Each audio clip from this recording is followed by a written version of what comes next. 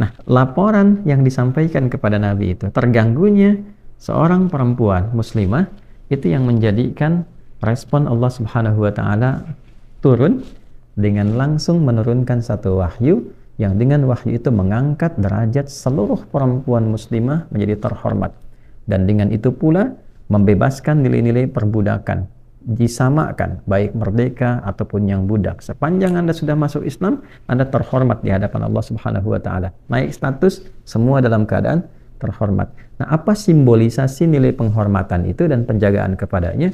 Turunlah kemudian tuntunan syariat di surah ke-33, di surah Al-Ahzab, surah 33 ayat 59, di halaman 426. Baiknya kita bisa lihat teman-teman sekalian, ini saya bacakan langsung dengan keadaan mushafnya. A'udzubillahi minasyaitonirrajim. Bismillahirrahmanirrahim. Ya ayyuhan nabi qul li azwajika wa banatika wa nisa'il mu'minin yudnina 'alaihinna min jalabibihin dzalika adna ay yu'rafna fala yu'dzain wa kana Allahu ghafurar rahima. Masyaallah. Ya ayyuhan nabi, hey nabi. Nah, ini menarik ini ya. Jadi kadang beliau Rasulullah SAW, ya Sayyidina Muhammad SAW itu kadang dipanggil dengan Rasul, kadang dipanggil dengan Nabi, kadang dipanggil dengan sifat ubudiyahnya abdun, kadang juga namanya disebutkan dengan nama Muhammad 4 kali disebutkan dalam Al-Quran, dan Ahmad sekali disebutkan dalam Al-Quran untuk menunjuk pada keterangan Nabi Isa alaihissalam. Ya ayyuhan nabi, ketika disebutkan nabi, nah ini bukan hanya menunjuk pada pribadi, tapi membawa sebuah berita besar. Ya, dari kata naba, nubuwah. Orang yang menerima naba disebut nabi. Ya, naba itu berita yang besar, yang agung, yang istimewa. Jadi kalau ada informasi dibuka dengan kata ya ayyuhan nabi, wahai orang yang ditugaskan oleh Allah membawa berita yang agung, yang istimewa. Ini tandanya ada informasi yang istimewa, yang agung. Nilainya tidak sama dengan yang biasa-biasa. Kan? Nah, ya ayyuhan nabi, duhai nabi, wahai yang ditugaskan membawa berita agung, yang istimewa. Apa berita itu? Qul li azwajika wa banatika wa nisa'il mu'minin. Ya, sampaikan, viralkan, katakan pada satu istri-istrimu. Yang kedua, banatik, anak-anakmu yang perempuan. Yang ketiga, nisa'il mu'minin, seluruh perempuan yang beriman. Nah, dia seluruh perempuan yang beriman. Yudnina 'alaihinna min jalabibihinna. Mulai sekarang, kata Allah, sampaikan pada mereka, kenakan jilbab. Ya, jilbab yang bagaimana? Yudnina 'alaihinna min jalabibihinna, bukan sekedar menutup kepada kepalanya, itu turunkan. Ya, ini ada beberapa tafsir di samping saya. Ini ada Tanwirul Miqbas yang paling klasik kepada Ibnu Abbas radhiyallahu taala anhuma. Ada Jami'ul Bayannya At-Tabari, tafsir At-Tabari, ini juga termasuk tafsir klasik dia, yang artinya periodenya dekat ke era-era ke sahabat, kemudian ke Nabi sallallahu alaihi wasallam. Lalu ada Mafatihul Ghaib Ar-Razi, ada tafsir Al-Munirnya Profesor Dr. Wahbah Az-Zuhaili, beberapa. Semua tidak ada perbedaan. Ya, dalam penafsiran ini memberikan gambaran yang dimaksud dengan jilbab itu yang menutupi bagian kepala rendah sampai ke nahar. Nahar itu ini bagian dada ini ya, antara leher dengan di sini bawah. Nah, ini menutup ke sini sampai jalabi. Jalabi itu min juyubibihinna, artinya sampai ke sini. Ya, setidaknya ini paling rendahnya itu segini. Tutup sampai segini sehingga tertutup bagian-bagian terutama aurat pokoknya, gitu kan. Perempuan kan seluruh bagiannya aurat, kecuali nanti beberapa yang tampak illama dhahara minha, kan? Seperti telapak tangan dalam kondisi-kondisi tertentu dengan wajah, gitu kan? Nah, ini yang lainnya ditutup. Yang paling menarik adalah apa? Tutup itu dari kepala, setidaknya rendahkan turun ke bawah, ya. Nah, kalau cuma sampai sini namanya khimar, kerudung. Nah, kerudung itu kan suka ada modelnya yang sampai sini, gitu kan? Nah, ini turunkan ke bawah sehingga tertutup, ya.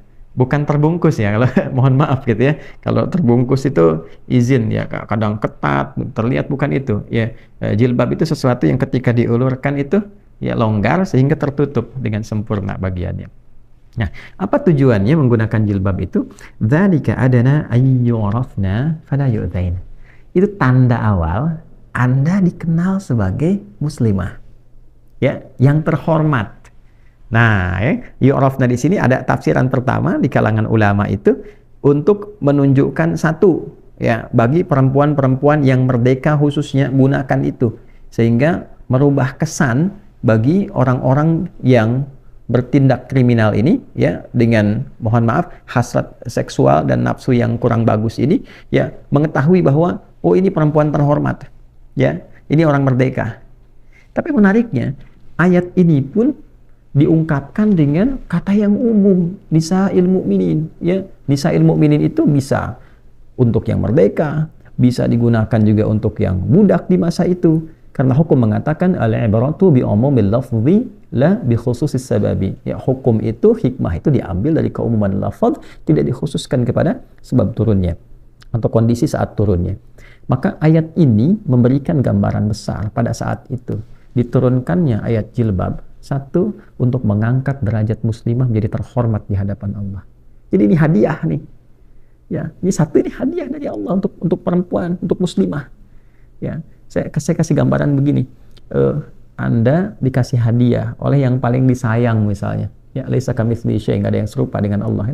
Ya, Anda diberikan hadiah oleh orang yang paling menyayangi Anda. Ayah Anda kasih hadiah, ibu Anda kasih hadiah, kan? Diterima nggak? Diterima, ya. Bahkan tidak sedikit teman kasih hadiah langsung diposting, gitu kan? Teman kasih hadiah langsung diposting. Ini Allah kasih hadiah. Dan hadiah itu saking spesialnya mengangkat status perempuan menjadi terhormat.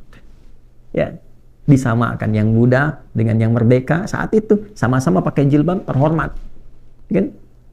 Setelah itu hilang sifat perbudakan, dilekatkan itu bagi setiap muslimah ketika mengenakan itu. Itulah hadiah yang Allah berikan pada setiap saudariku muslimah dimanapun berada yang mengangkat statusnya terhormat di hadapan Allah. Jadi kalau Allah sudah angkat, jangan turunkan. Kalau Allah sudah mengangkat terhormat, jangan rendahkan. Itu hadiah. Ya, dan hadiah itu mewah. Kenapa? Sebab ketika seorang perempuan meninggal, hadiah penghormatan Allah itu diabadikan menjadi bagian dari kafannya. Itulah sebabnya nanti perempuan punya satu kain tambahan ketika meninggal. Itu kain jilbabnya. Ya. Ini menandakan bagaimana Allah mengangkat derajat perempuan terhormat bukan hanya saat hidupnya, saat wafatnya pun pakaikan jilbab. Pakaikan bagian kerudung tuh, bagian atasnya itu untuk menutupi bagian kepalanya. Ya. Nah, ini sesuatu yang sangat luar biasa dan tidak diberikan pada laki-laki. Ya. Yang paling dahsyat setelah itu apa? Fala yu'dzain. Setelah mengenakan tanda itu sebagai kehormatan dari Allah, pakai jilbab itu, fala yu'dzain. Maka dengan itu aman ia. Dipastikan tidak boleh diganggu lagi. Artinya apa? Setiap perempuan di masa itu yang sudah menggunakan jilbab sebagai tanda dia muslimah yang terhormat, maka hukum melekat pada setiap laki-laki muslim untuk melindunginya, menjaganya. Dan itulah yang ditanamkan pada setiap pria-pria muslim yang melihat perempuan muslimah berkerudung, berjilbab dengan benar. Bukan hanya sekedar pakai, tapi dia gunakan jilbabnya untuk menjaga kehormatan dirinya. Ya.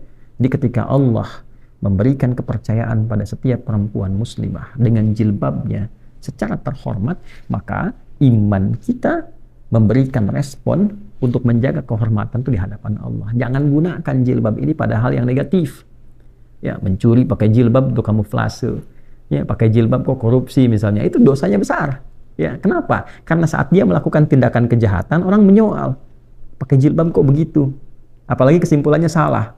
Ya, daripada begitu lebih baik nggak berjilbab, yang tidak koruptor. Ya, koruptor tidak berjilbab, ya, dibandingkan dengan yang tidak berjilbab tapi tidak korupsi. Nah, perbandingan sudah salah. Ya, sudah salah. Jadi yang disalahkan kemudian jilbabnya. Nah, kan sering saya katakan, kalau peci tidak masuk ke kepala, jangan dipotong kepalanya. Karena tidak semua perempuan berjilbab itu bersikap demikian. Tapi ketika kehormatan itu tidak dijaga, maka rendah statusnya. Ya, rendah statusnya. Untuk itu yang pertama, jaga kehormatan hadiah Allah itu. Ya. Yang kedua, fala yu'dzain, hukum mengikat ketika perempuan yang menjaga kehormatan itu bersikap yang baik, bersikap mulia, dikenakan kebanggaan Allah, mengangkat statusnya dengan terhormat.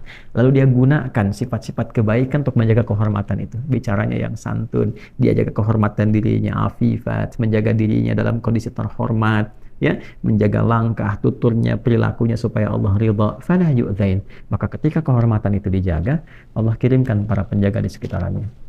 Ya, ditanamkan sifat kehormatan pada setiap laki-laki, lindungi, jaga dia. Ya, itulah sebabnya sering kita dengar kisah perempuan-perempuan yang menjaga kehormatan itu terjaga di jalan, dia terjaga, terlindungi. Betapa banyak kita dengar kisah ada seorang yang jalan lewat di tempat yang cukup sepi, preman-preman ada di situ, ketika ia kenakan dengan baik, ya, dia tidak diganggu. Ternyata terlihat setelah itu, ya, ada kesaksian bahwa ada yang menjaganya dan sebagainya. Itu mungkin hal-hal spesifik yang khusus berlaku pada kalangan-kalangan tertentu, saking tingginya yang menjaga kehormatan sisi Allah Subhanahu wa Ta'ala. Jadi sekali lagi, bagi perempuan-perempuan yang telah berjilbab, jaga jilbabnya, karena itu kehormatan, hadiah yang Allah berikan dan konsekuensi penjagaan dari setiap pria-pria muslim yang ada sekitarannya. Dan bagi yang belum berjilbab, ambil hadiah itu mumpung masih berada di alam kehidupan. Jangan sampai dipakaikan saat wafat. Begitu wafat dipakaikan, dan saat hidup tidak menggunakan. Ya, nanti jangan sampai pulang kepada Allah dengan rasa malu. Pertanyaan pertamanya, kenapa aku berikan kau hadiah, ya, tapi engkau tidak ambil? Mau jawab apa? Nah, jadi itu penting untuk kita bawa sebagai nuansa yang menguatkan keimanan dan kebanggaan kita. Jadi kalau ditanya, kenapa sih kamu pakai jilbab? Sampaikan, ini hadiah Tuhanku kepadaku, hadiah Allah kepadaku yang mengangkat kehormatanku di hadapannya. Terus apa fungsinya? Ya kan? Fungsinya adalah satu, untuk memberikan kebahagiaan kepadaku, jaminan ketentraman bagiku, dan mengikat hukum bagi setiap lelaki muslim ketika aku menggunakannya, aku terlindungi dengan izin Allah Subhanahu wa Ta'ala. Betapa banyak sekian teori, tapi ketetapan dari Allah ini yang paling indah. Wa kana Allahu ghafurar rahim. Dan sungguh Allah mengetahui tindakan-tindakan yang kadang kurang baik dikenakan oleh perempuan berjilbab atau yang belum siap untuk berjilbab. Allah memberi kesempatan. Jika ada yang ingin berubah, Allah ampuni. Jika ada yang ingin menggunakan itu pada kebaikan, Allah sayangi. Dan jika pun ada yang berlebihan ingin kembali, Allah terima dengan sifat rahmatnya. La taqnatu min rahmatillah. Jangan putus asa dari rahmat Allah Subhanahu wa Ta'ala. Perempuan yang melepaskan jilbabnya dengan sengaja, kemudian misalnya mempertontonkan kepada siapapun, tidak sedikit pun berpengaruh kepada Allah.